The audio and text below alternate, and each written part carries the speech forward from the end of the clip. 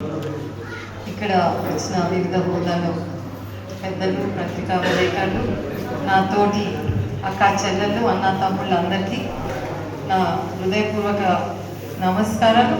మరియు ఉగాది కూడా త్వరలో వస్తుంది కాబట్టి మీ అందరికీ ఉగాది శుభాకాంక్షలు. గోపి గారు ఈ ఫీల్డ్లో తనంతకు తానే మరి ప్రతి ఇంట కానీ ప్రతి ఊరు తిరుగుతూ ఈ కార్యక్రమం గురించి వారు ప్రతి ఒక్క రైతును ప్రోత్సహించి చేయడం అనేది చాలా అభినందనీయం. అందుకే వారికి వైస్ ప్రెసిడెంట్ గారితో ప్రత్యేక అవార్డు తీసుకున్నందుకు, మరి ముఖ్యంగా నా కోదాడ నివాసి అయినందుకు మీకు ప్రత్యేక ధన్యవాదాలు ప్లస్ కంగ్రాచులేషన్స్. అండ్ నేను కూడా ఒక ఫారెస్ట్ ఆఫీసర్ బిడ్డని. మా father retired chief conservator of forest ఉమ్మడి ఆంధ్రప్రదేశ్లో.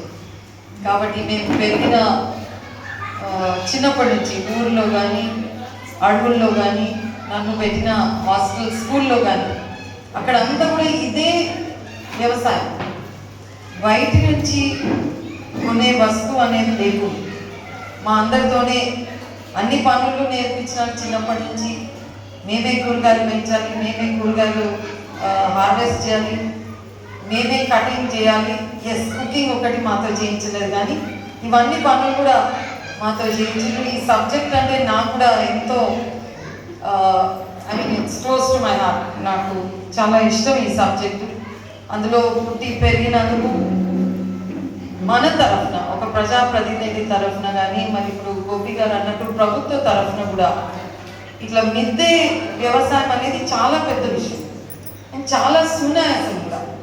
అవసరమై అంటే దానికి అనుకూలి చేస్తే డెఫినెట్గా ప్రతి ఒక్క మహిళ తన కుటుంబాన్ని అయితే మంచిగా పోషించగలిగే శక్తి తనకు వస్తుంది.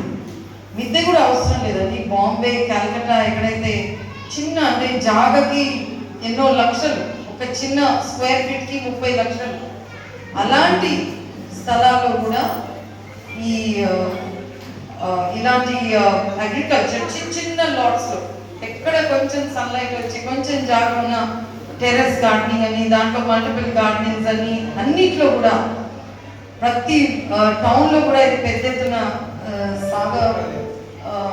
సాగు చేస్తున్నారు. బట్ కోదాడలో నాకు తెలియదు ఎంతమంది చేస్తున్నారు.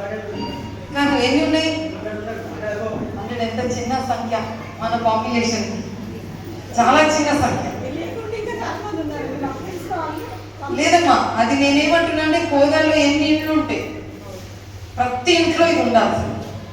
ఏదో ఒక చిన్న 10 రకాలు కాకపోతే కాదు, ఒక రకమైనా సరే అది ఉంటేనే దీని ఇదైతే క్యాన్సర్ అన్నారు, అది ఆల్రెడీ సోకింది సొసైటీలో, సాయిల్లో. ఇది ఏళ్ల తరబడి. అందుకే మనం చిన్నప్పుడు హార్ట్ అటాక్ ఎక్కువ గుండె నొప్పితో చనిపోయారని వినేవాళ్ళం. గత 10 ఏళ్ల నుంచి ఓన్లీ క్యాన్సర్తో బాధపడుతున్న వాళ్ళని మనం చూస్తున్నాం. సో అది ఆల్రెడీ ఎంటర్ అయింది మన సాయిల్కి. అవే కూరగాయలు మనం కొట్టున్నాం, అవే తింటున్నాము. అది మంచిది కాదు యాక్చువల్లీ. సో మహిళ తలుస్తుంటే తన కుటుంబంని మాత్రం రక్షించుకోగలుగుతారు. సో నేను కూడా ఇంకా చాలా ఇంట్రెస్ట్ చూపిస్తుంటాను. సో తప్పకుండా ప్రభుత్వం తరఫున పాలసీ పరంగా ఏం తేవాలన్నా నాకు ఒక రిపోర్ట్ ఇవ్వండి. బడ్జెట్ తర్వాత వచ్చాను, యాజ్ అ పాలసీ మీరు తీసుకురండి. అది ఎట్లా చేయాలో మేము మాట్లాడి చెప్తాం. ఇప్పుడే మన కొత్త కౌన్సిల్ కూడా ఫామ్ అయింది. నేను కూడా కౌన్సిల్ మొన్న అనుకున్నా మున్సిపాలిటీలో ఇక వెదర్ ప్లాస్టిక్ నిర్మూలన గురించి కానీ, అదే సేమ్ మన అందరి ఐడియా ఏంటంటే సాయిల్ క్వాలిటీ ఇంప్రూవ్ చేయడానికి, మనకు కాకుండా మన పిల్లలు, ఆ పిల్లలు, వచ్చే తరాల కోసం మనం ఇచ్చి వదిలిపెట్టిపోయేది అది ఒక్కటే ఆస్తి ఫ్యూచర్ జనరేషన్. మంచి సాయిల్, మంచి ఎయిర్, అంత తప్ప మీరు కోట్లు ఏది పెట్టినా సరే వాడికి ఏ పనికి రాదు. బికాజ్ ఆ పైసలు పెట్టుకుని వాడు మళ్ళీ అవే కొంటాడు, తింటాడు, అవే రోగాలు వస్తాయి. కానీ ప్రతి ఓపెన్ జాగాని మనము సర్టన్ చెట్లు పెడితే ఆ సాయిల్ రిపేర్ కూడా అవుతుంది.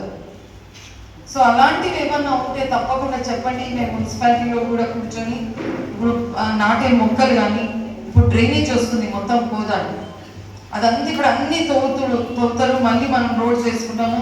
సో కొత్త అవెన్యూ ప్లాంటేషన్స్, వాటన్నిటికి కూడా ఇలాంటి చెట్లు ఏవైతే give more oxygen, soil repair, వీటన్నిటికీ పనికొచ్చే వాటికి నైట్రోజన్ ఎక్కువ తీసుకునే అలాంటి ప్రతి చెట్టుకు ఒక విశేషమైన క్యారెక్టరిస్టిక్ ఉంది. అలాంటివి చూసే నేను ఫార్వర్డ్ కోదాడలో అలా చేద్దామని నేను అనుకున్నాను యాజ్ అన్ ఎమ్మెల్యే. సో డెఫినెట్గా పల్లెలో కూడా ప్రతి ఊర్లో కూడా నేను ఇప్పుడు ఇవాళ పోతే ప్రతి ఊర్లో ఒక డంపింగ్ యార్డ్ కనిపిస్తుందండి. అది ఇంతకుముందు లేకుండే అట్లా. ఇప్పుడు ఆ ప్లాస్టిక్ అంతా వచ్చేసింది.